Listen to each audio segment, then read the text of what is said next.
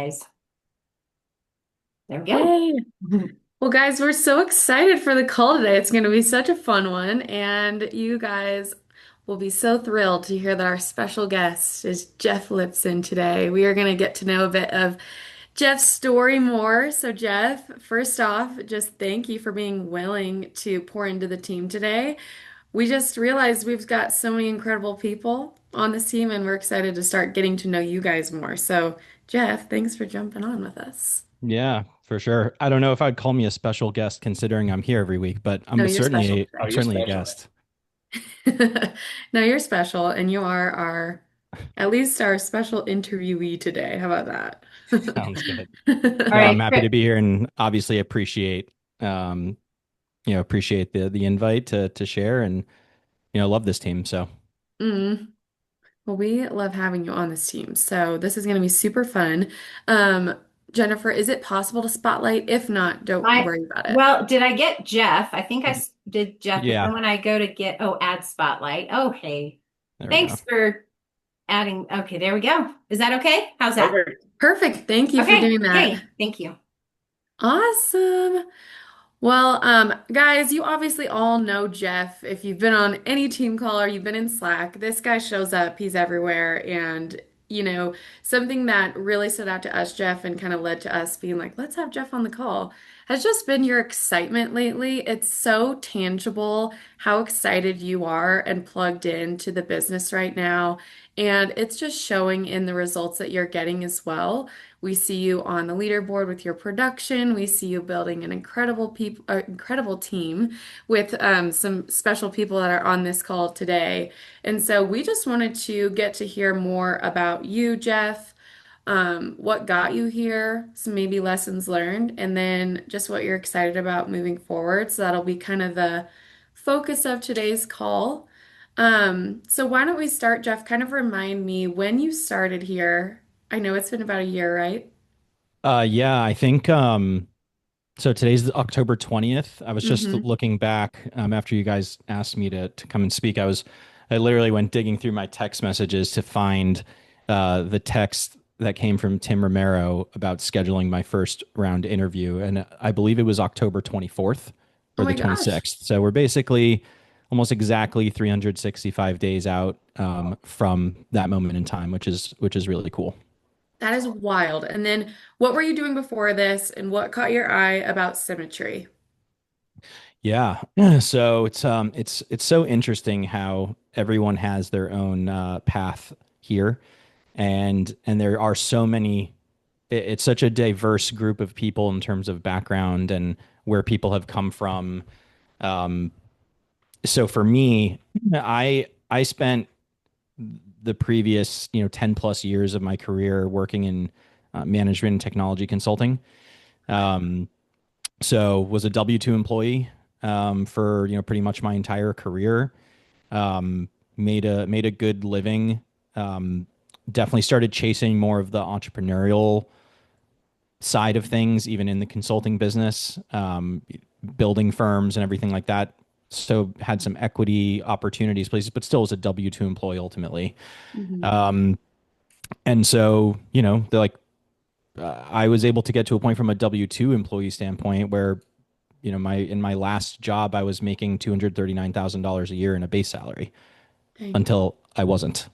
Um, and so, for me, um, the story really is, I think, and there's a lot of a lot of self reflection here and everything too. But um, I I joined the last company that I joined prior to coming here, again with the intention of I want to go build a firm, I want to go do all those things, and was able to negotiate a good position and a good salary and all of those things with someone.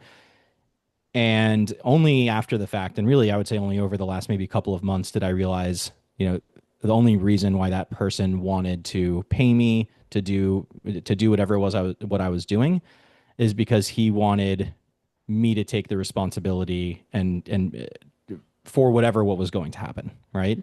Um, and I also I also in those roles, was able to not have to work that, not have to push myself that hard, Hmm. um, to be able to achieve whatever it was I was able to achieve at that point in my life. But I found myself um, without work, let go, in the summer of 2024, Hmm. 3 months before my baby boy, or sorry, less, 1 month before my baby boy was supposed to be born, with debt that I had, had. I don't come from money, and I had racked up debt. I had a wedding. There was a lot of things. Um, so we had debt, living in South Florida. It's a high cost of living. And I was able to support our family and the overhead that we had with the jobs that I was working. But then when I had no jobs, and no money coming in, that changed very, very quickly. And our family's outlook changed very, very quickly. Hmm. And for a period of time, I was trying to just simply find another W-2 job. Yeah. And um, it just wasn't, it just wasn't working. And I decided, okay, you know what? It's time to, I need to take control. Like I'm sick and tired of allowing someone else to dictate when I'm allowed to make an income and when I am not allowed to make an income. I'm sick and tired of someone else being able to dictate whether or not they think I'm worthy or qualified to do any of the things that I need to do to support my family. To have to sit because a recruiter decided to not get back to an email, or because a company decided to shift their budget in the middle of my interview process, right? All of these like I was just sick of it. Hmm. And I said it's time to try to take back control. And so I did a lot of thinking and came to the realization that I need to go do something out on my own. And I started looking at insurance. And one thing led to another. Symmetry popped in, and very quickly, fell in love with the the business model. Right? Here's a business in a box. Go do with it what you will. You will get out what you put in. Uh, you can't get fired. Like but you can fire yourself, and that's basically it. Um, and that meant a lot to me. And so, I mean, I needed to find a way to buy formula for my baby and to keep the roof over our heads and try to support my wife, who was going through a very difficult time after giving birth to our son. And th- this just figured to be the most logical solution where I would be able to try to make a difference quickly. Man, there's so much of that I didn't know. I So didn't first either. off, thanks for sharing that with us, Jeff. And thank you for choosing this path because our entire team is better for it. I mean that. Man, all of that is so true. You know, you get what you put in. I've fired myself a few times over the years. But man, I think when you say at the end, like, this was the only logical thing, like, that isn't even true because, obviously you had skill sets, Jeff, and had worked your way to a position where you could have gone and done the job thing again. I mean, you could have, but you're meant for more. I love what you said about your employer putting you in that position because they knew you could handle it. And like you handle being in this position so well. So, man, I'm just glad Jeff is here. Anybody else? Oh, man. So, okay, so you find symmetry, Jeff, and you meet Tim Romero. All is Yeah. great. Okay, you get in here. You're like, I'm gonna run this thing up. I know you started building really early. Mm. So talk to us about what your mindset was at that point in time when you were just starting here. Yeah. So, I mean, I knew from the outset the whole reason why I was looking at insurance was because I wanted to build an agency. Hmm. Um, and I knew that I would, obviously, of course, I'd have to produce, and if I want to make money quickly, right, I would need to do that. But my goal was to build an agency from the outset. Hmm. Um, so I did that, right? I from let's just say to talk about the two things separately. I mean, from a production perspective, I was like, okay, they say they have a system. They say to go do this, so I'm gonna go do that, and I'm gonna make this work because I have no other choice, and my back is up against the wall. And if I don't do this, then my family doesn't eat. So let's figure it out. And so I did that. And in my first full month, I was able to, I think my first full month of being here was December, and I was able to produce somewhere around $10,000 in commissions. Just, Amazing. just no experience in insurance, just literally following Tim and Jennifer's lead and doing what they were telling me to do and just trying to go out and do it. Now, on the building side, I also tried to do that right away. Didn't have a ton, like put in the effort, didn't have necessarily a ton of success. Um, you know, and I think that, when I came in here, I was like, this is going to be easy. I said that too. This is going to be easy. Like, I come from Humble corporate pie. America. I have dealt with very complex problems. This is going to be easy. And not only was I wrong, but I only now do I view it as this. But the greatest gift that this business can give you that no one talks about is the mirror that it firmly plants in front of you. And I needed that. Didn't know that I needed that, but I needed that.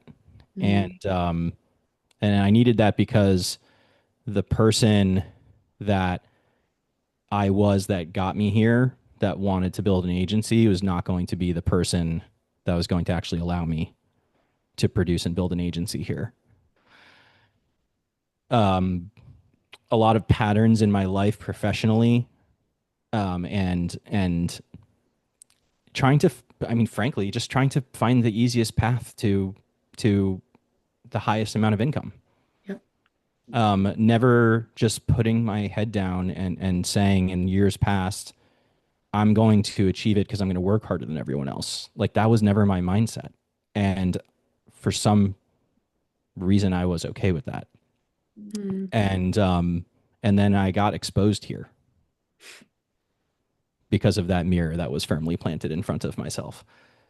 Um, and and I started to realize that I had a I had a discipline problem and a work ethic problem. And only after some time, I realized every promise that I was breaking to myself was just simply a month added to a dream deferred. Mm. And so, all of that to say, on the building side, I don't think it's a coincidence that all of the effort that I put into building in my first 6 months didn't amount to much.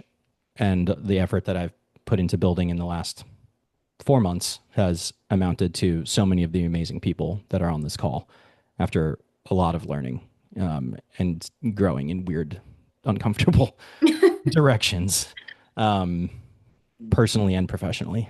So, Man, this is so real, Jeff. Like, so real.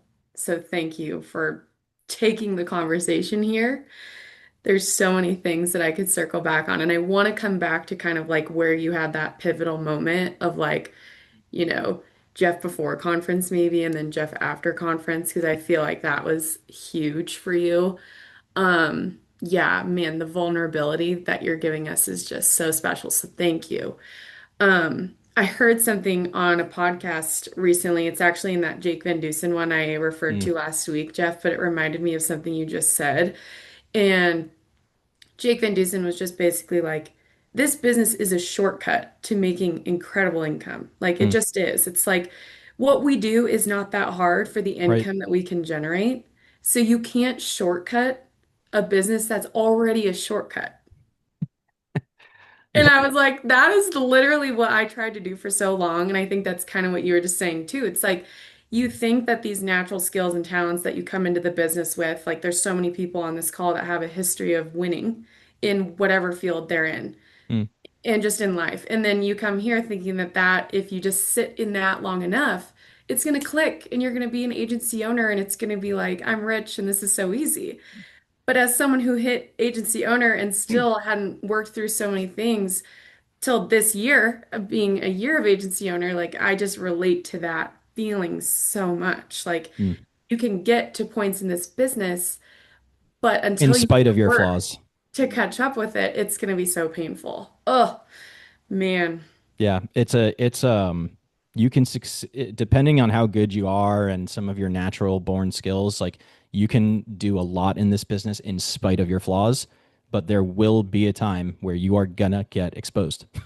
Yeah, Like it's inevitable. period. And then you just need to decide like whether or not you've gotten to the point mentally where you are excited about the exposure or or if you are too uncomfortable with how it makes you feel where you quit. And there is like something that I've come to realize is like there is a fine line that separates self-acceptance and self-sabotage. Mm.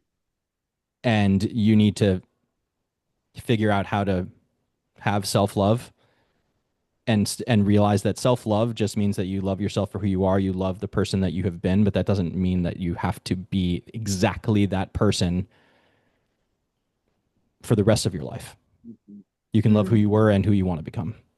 But if you just stick with I love who I've been, then you're gonna set yourself back forever. Man, so true. So good. So let's talk about that, Jeff, because I feel like there was a really just pivotal point for you this year that, I think we could all see from afar. But like, can you give us kind of the insider view of where Jeff was kind of going into conference and then the Jeff we're seeing right now? Yeah. Well, you know,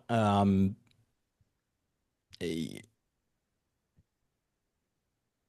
unfortunately, I think what happens for most people is you have to hit some semblance of rock bottom to finally face, um, you know, the facts about things. You can't hide anymore when you're completely stripped down to basically nothing. And there came a point for me that was prior to conference where um, I'd run out of runway, and to back to the point of you can achieve a lot here in spite of your flaws, but then eventually you get exposed. Well, that's what happened. I achieved a good amount, let's say, in my first 6 months, in spite of my flaws, and then it caught up to me, and then I ran out of runway, and those things around discipline and follow up and work ethic and really getting getting the dials in and working the leads um to to the end, right? And getting resolution and structure and schedule and all of the things came back to bite me. And so when you're sitting with your wife and having to look her in the eyes and tell her I we can't pay for rent, we can't pay for the car bill, um, because I'm too flawed, that you know that makes you have to realize something, right? Or change.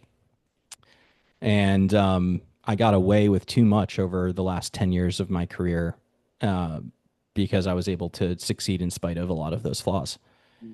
And what Jacob talked about in the Friday call, I mean, just like needing to just stick around, needing to just give yourself time to figure it out, um, stick it out till you figure it out, right? And that's what I tried to do, find solutions and make changes, and then I knew that I wanted to go to conference because and my wife looked at me, not because she's doesn't believe in me or support what I do in this business or anything like that. But she looked at me at the time and was like, "Why are you going if you haven't, really like done anything from a production perspective in a couple of months?" And I told her it's because just because that hasn't happened doesn't mean that I've given up on what I want to ultimately accomplish here. Mm. And I said, I need to go for me. I need to go for me. Mm. And so I went, and it played a big part in me just realizing what it was I've been trying to do here from the very start, and reinvigorated an energy in me to continue to figure it out. And so I did. And I had been making a lot of conscious changes, to and for myself in the months leading up to conference. And serendipitously, that was I guess a culminating moment of sorts. Hmm. And that's kind of how it laid out, and then what I've been trying to do since conference, basically. Man, what I'm hearing you say, Jeff, too, is like you've just been in this process of refining over the last year, and it's so uncomfortable and so worth it. And I just can't even imagine, like, had you not been in the room at conference, like, would we be having this conversation right now? Yeah, those odds would be way lower.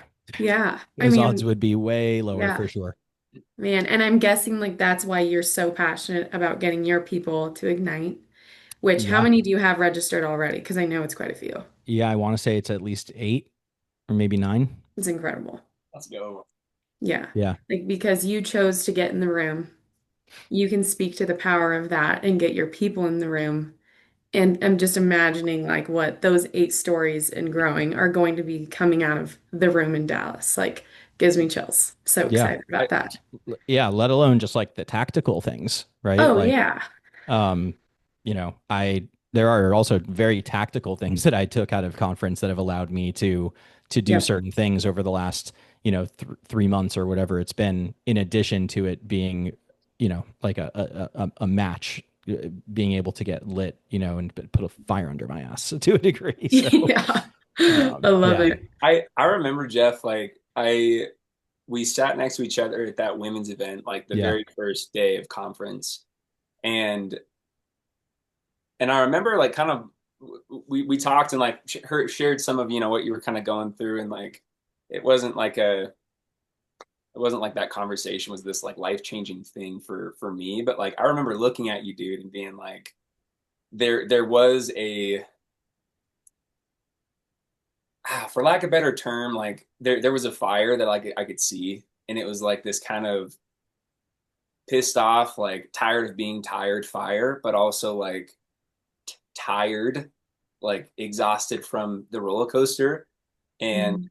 you were like, time to get off the roller coaster, like time to lock in. And I remember like, and we just had that, it was like a pretty straightforward conversation. But I remember telling Kristen that night, I was like, dude, he's gonna light it up. Like, and I remember that. And it wasn't again like this crazy big conversation. It was just small, but it was Mm. impactful. And I think one of the things you said, Jeff, like getting to conferences, like getting to Ignite for yourself, I think really often like we hear borrow belief, borrow belief, borrow belief. That is great. Like if you are in your first, 2, 3, 4, 5, maybe 6 months, but like at some point, everyone, like your belief has to be your own. Like you have to own it, mm, because Jeff, yes, he's bringing people to conference, but he's not going to be the one getting people to key leader, team leader. Like you have to own that for yourself. Like you have to own what Symmetry has available for yourself, like for your family. And so I think, yeah, hearing that from you, Jeff, like you got to go for you, and you got to start making decisions for you, and let that belief from us, like let other stories, the story of today that you're sharing, Jeff, like this is totally, like you said, lighting a fire under my ass, like, which is what I need. But at the end of the day, it's Kyle that's going to be doing the work. It's Kristen that's going to be doing the work. it's Anna that's going to be doing the work. So just wanted Mhm. to say that, man, like that's a really big point, a really big note, um, Good. to own that part. Danny always says, lessons learned, changes made. And I feel like you've really embodied that recently, Jeff. So I'd love to talk a little bit about the changes you have made. Like Hmm. we can get a little tactical because I Yeah. know you're incredible at all the things you do. So wherever you want to take that, we'll go. Yeah. So I guess I'll start by saying that everything that you do here just needs to be with intention. Mm. Everything needs to be intentional. Showing up to these meetings intentional, like Yes. knowing what you want to do here, what you're trying to get out of it, like showing up to your week intentionally, knowing what you want to accomplish in a week or a month's basis, like intentional. Um, and so for me, um, I mean, let's just say on the like on the product, well, on both sides. So for me, one thing was production and building. I think the realization that I had, when we talk about like if you produce, you're not necessarily going to like the building won't necessarily work itself out, but if you build, the production tends to sort of fall into place. And I didn't really understand what that meant until recently, where I realized it's because if I want to build, then I better lead from the front from a production perspective, to show people what's possible, to put more money into my bank account. Like, if you want to build, you just need to produce. Um, One of the things that I hated about corporate America is that so many people get leadership positions that have absolutely no idea what the people that they are managing do. Mm, And so what is leadership? um, I think real leadership is the people who understand exactly what the people who they are helping manage and lead do. Um, and they're simply motivating a group of human beings to be able to accomplish what they can accomplish. And I'm like, oh well, if I want to do that, then I better keep producing. And then how do you produce at a high level? So I mean, I think a lot of what I didn't do before was I said that I had a schedule, but I didn't follow it well enough. Um, I put together a script, but probably strayed too far from symmetry system. mm, Not even intentionally necessarily, but just again like the hubris, like the to think that I was gonna come here and do something better, like this was gonna be easy. And it's only when you just surrender to the system that you will see the results if you stay committed to surrendering to the system here. Um, so recently, so I made the switch to digital leads, um, over the last like month and a half to 2 months. And I was like, I'm making this switch and I'm going to follow the system to a T. yep. Um, it is perfectly laid out. Um, how many times to dial, then a text, which days to dial and not dial, like just exactly how the system works. Here are the different scripts. Here's how to run the appointments. I'm like, I'm going to trans manually transcribe Scott Schnitzer's appointment, and I'm going to write it and literally write it down, and I'm just going to run that because you know it it works. So why wouldn't I do it, right? Um, the script, like let's get a little closer to Symmetry's system here. Being in the Mac room, hearing other people, obviously that helps a lot as well. And then so that in combination with making the decision that like Lipson Life Group is going to be a digital mortgage protection shop, like we are all going to focus on that together, and hopefully that is going to rally energy and learning and synergies between all of us focusing on the same thing. And so number one, getting the scripts down pat and saying this is what we do, and for everyone who's coming in, including myself, go do this. This is the script. Go do this. This is the system. Go do this. Schedule. Um, actually, and I know I already said this to myself, or I said this earlier, but every promise broken to yourself is simply a month added to a dream deferred. I'm like, I can't do that anymore. And every time that if you set a schedule, great. It's about following the schedule, not creating the schedule. Yep. Okay. You can have the prettiest rainbow colored calendar in all of symmetry, but if you don't do the things that you say you're going to do on that calendar, you are just sabotaging yourself. You Yep. are you're quietly breaking a promise to yourself every single day, and that erodes self-belief. It erodes self-trust. It Mhm. erodes everything about yourself. And so I was like, okay, I need to create something. I need to make sure it's doable, and then I need to actually do it, while being obviously like infinitely flexible, because that's what this business also requires. And so I did that, and I talked to and bent the ears of people like Daniel Cucciara and Jennifer and other people and Gabs to make sure that I'm like thinking about this the right way. Leaned on others and have been following that to a T. And now I don't think about, did I make enough dials? Did I not make enough dials? Am I doing this right? Am I not doing this right? I just am going to surrender to the system. They tell me this works. I see it. I see it working for other people. So I'm just going to keep doing that. Um, and that's literally all I've been doing, right? There's only two levers that you can pull in this business. I believe it was, I first heard this from Jen, like early on when I was here. There's only two levers that you can pull in this business, and it's time and it's resources. Yep. And you have to know that if you're not going to invest highly in one of them, that you must invest highly in the other. And if you invest highly in both, you are likely to be the person who takes off the fastest. Um, Good word. yeah. And so I'm like, okay, I'm going to try to invest highly in both, and then actually do that, and not just say that I'm going to do that or put my money there, but then not, follow. Right. So um, those have been, I think, the biggest changes for me. Hmm. Just like really, really surrendering to that system and following it. Um, and so much so that like, I can talk and whatever, but when I get on the phone, like I read my script. Yeah. It's in front of me and I read it with my eyes and then I say it. So like for those who think like I'm just going to read the script a few times, get the gist of it, and then get on the phone and freewheel it, like don't, just please don't. Please don't. The script is good.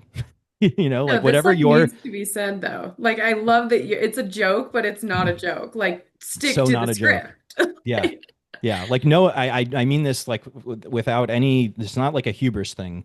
But like so far in the month am leading in production. If I'm reading the script, everyone should read the script. like I like too am reading reading it. the script and I'm right behind Yeah, you, Jeff. I'm gonna get you. exactly. Exactly. Um, and so like I just like implore everyone, like your uplines, Yeah. your mentors, like they have scripts that are going to work for you with what they have helped custom build for you to help you succeed here. Read the script. Get good at not sounding like you're reading the script, but read the script. Yeah. It will help you tremendously. Yeah. I mean, I even read the script in my appointment. Same. Like I'm not freewheeling it, Like I'm not only following the system in terms of when to dial and when to call, I'm following the system in terms of like word for word. So And good. that's the biggest lesson, I think. And just and then the other thing I think is just being very, very deliberate about scaling into, yeah, read the script, Dave. So like scaling into investment and continuing to scale it up. Like people are like, okay, I want to make $10,000 a month here. Great. Okay. How much can you invest? Well, I can invest $200 a week. Okay. We can work with that. Just know that those two numbers don't compute. Mhm. You are not going to spend $200 a week here and make $10,000 a month. That's just not how the business works. And I mean, I'm not afraid to say that or to my people. Like it is a math equation. There literally, you go onto HQ and go read the ROI on the lead fact sheets. It will show you what the expected ROI is based off of how much you invest. So let's start at 200. Let's get you profitable. Let's reinvest money back in. And it's about how do you get from 200 to 400 and 400 to 600 and 600 to 1,000 and 1,000 to 2,000, if that's what you want to do. Yep. Right. Um, and so I think just being very like intentional about that to myself and to my team is also something that I've been thinking a lot about. Huge. It's huge. And it's like, guys, we know all this stuff because we hear it all the time. But thank goodness for redundancy because these are the things that are important. And it might be until your 25th time of hearing it that something clicks. And then that is the thing that transforms your business forever. Like the amount of times Kyle and I have had to hear the same thing before it clicks. So thank you for repeating it, Jeff, because it's important. And thank you for pointing back to the symmetry system because that's it. That's literally it. And it's like if you try and innovate before you have this consistent business, you will fall down and Mm. then you will have to get back on the system. And when your business is plateauing, it's probably because we're innovating before we've really gotten the system. So thank you for honing in on that because it's really important. And Mhm. how does it feel to be the top of the leaderboard after taking a hiatus from producing for a while? Um, I mean, I honestly like, I have to give a lot of like appreciation and credit to my team that shows up so much for themselves, for us, and for me and everything. I think that like I'm personally very motivated, obviously, yes, to like pay my bills and do all that kind of stuff, but I'm so motivated to just show what can be possible here if you put your head down. Hmm. Because I've said this on maybe on other calls or private conversations, I can't really remember, but like watching one of my agents write $1,000 policy feels so much better than me writing a $5,000 policy. It's so true. I don't know how else to explain that.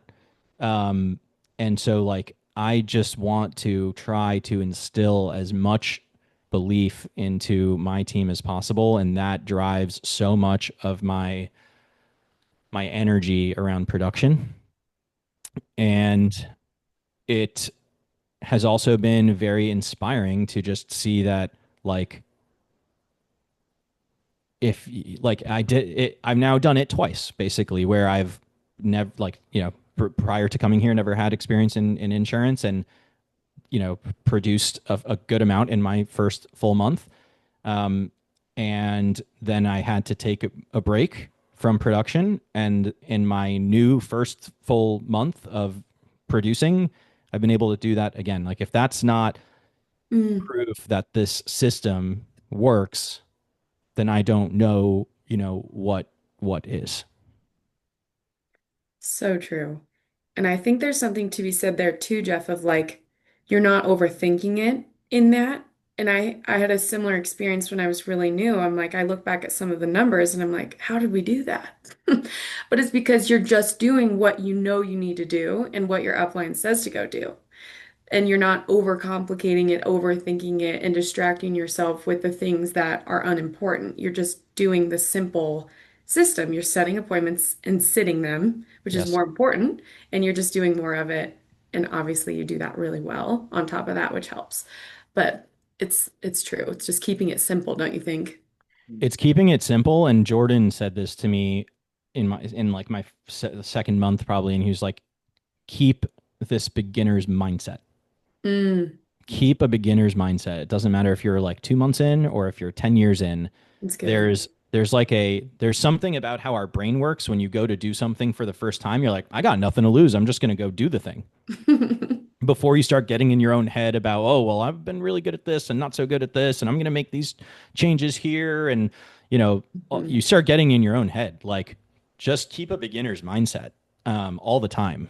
And it's hard, but I think just like grounding yourself to that on a regular basis. Like when you're a beginner, you want information, you want to learn, you want to, you just want to go and do the thing and pick things up on the fly. And like that's the mindset we need to try to keep 100% of the time, even after we've got a lot of experience under our belt. Mm. So good. I think that's like the perfect place to end on with that.